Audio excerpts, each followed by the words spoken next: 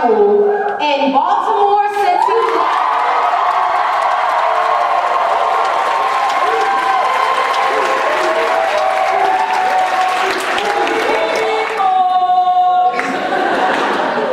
And I am also a student community organizer with the Intersection. It is an honor to be given the opportunity to come here and speak to you all on behalf of the Intersection and all the young people that you will be teaching but weren't able to be here today. These young people, like myself, have incredible poise, resilience, brilliance, and potential. They are just as capable of excelling, but have not yet been given the opportunity. But I want to begin by telling you a little bit about myself. A close relative once told me, "You have the potential to be a gem. You only need the right guidance and molding." I never knew from where or from whom that guidance would come, especially since I lived in a home of confusion, chaos, and minimal positive influences. When my siblings and I were not living in shelters, we were living in a house in which drug activity, gang violence, prostitution, and child neglect was an everyday thing. Police raids and subsequent arrests occurred regularly and caused us to move constantly. The instability and excessive relocation resulted in me attending 17 different schools over my short 18-year life. All of these negative aspects ultimately took a toll on my academics and motivation. High school was a rocky journey and a huge challenge, but in the end, I conquered. And I am proud to say that I am a high school graduate and will be furthering my academic career at Hampton University in the fall.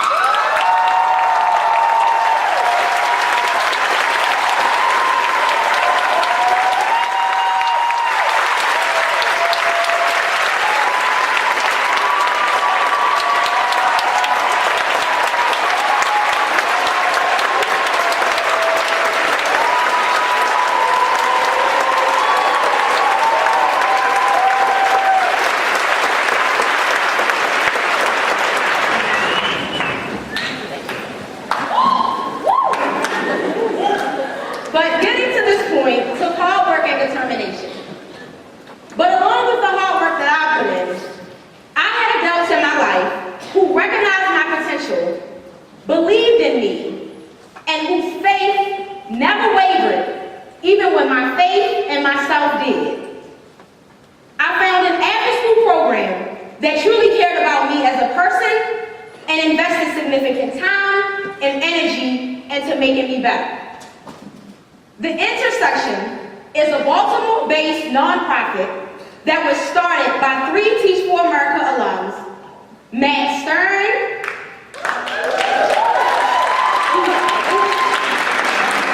Yasmin Mumby, and Zeke Cohen.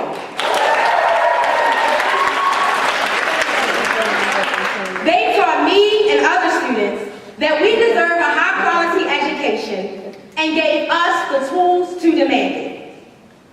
They showed us that me and other kids that look like me are not the problem.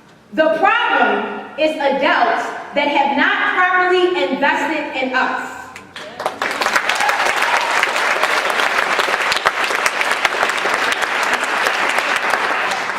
They helped me realize that I had a powerful voice and that I should use it to make my community better. In front of a crowd of 700 people, I told members of the Baltimore City Council that I understood the city's budget crisis, but they shouldn't balance the budget on the backs of me and my siblings.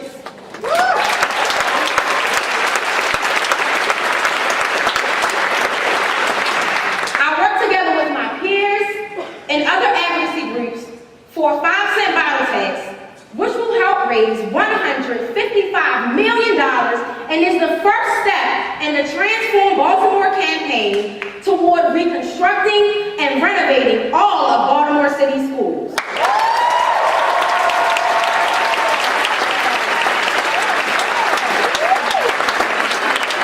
And a few weeks ago, I celebrated with my friends and Intersection family after the City Council passed the tax.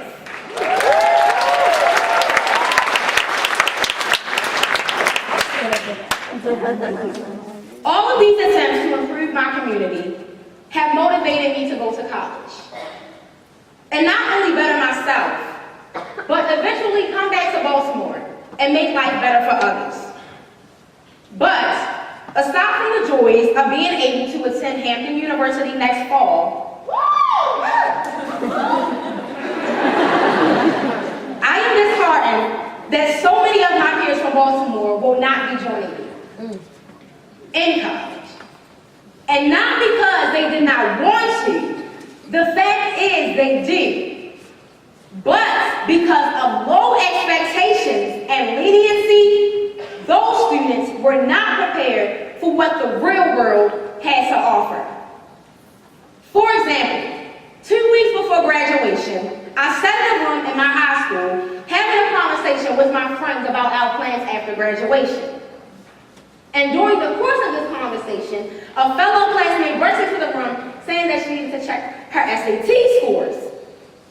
She explained that she was planning to attend Delaware State in the fall and that her acceptance would be final if she received a score of 900 on her SAT. I will never forget the look of disappointment on her face when she calculated her scores and was confused about the fact that she received less than a 600. Immediately, I realized that these results clearly didn't match up. Here was an honor roll student who couldn't get above a 600 on her SAT and was denied the opportunity of going to college. This sudden realization was a great disappointment, but that disappointment soon transformed into anger. As graduated seniors, we are no longer children and are now adults in the real working world. We now have to make do with what we have. But what do we have? I'm sure if seniors like my friend had an opportunity to critically reflect on her education like I have, she would not be in this situation today. Educators, you all will be an important ingredient to our success. We do not need your pity, and we do not need you to lower expectations to guarantee achievement.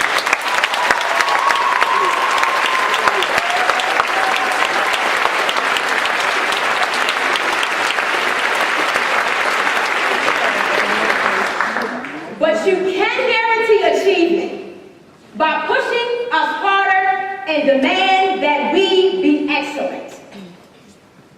So I ask you, if we were your kids, wouldn't you fight to make sure we got the best education in the world? Well, guess what?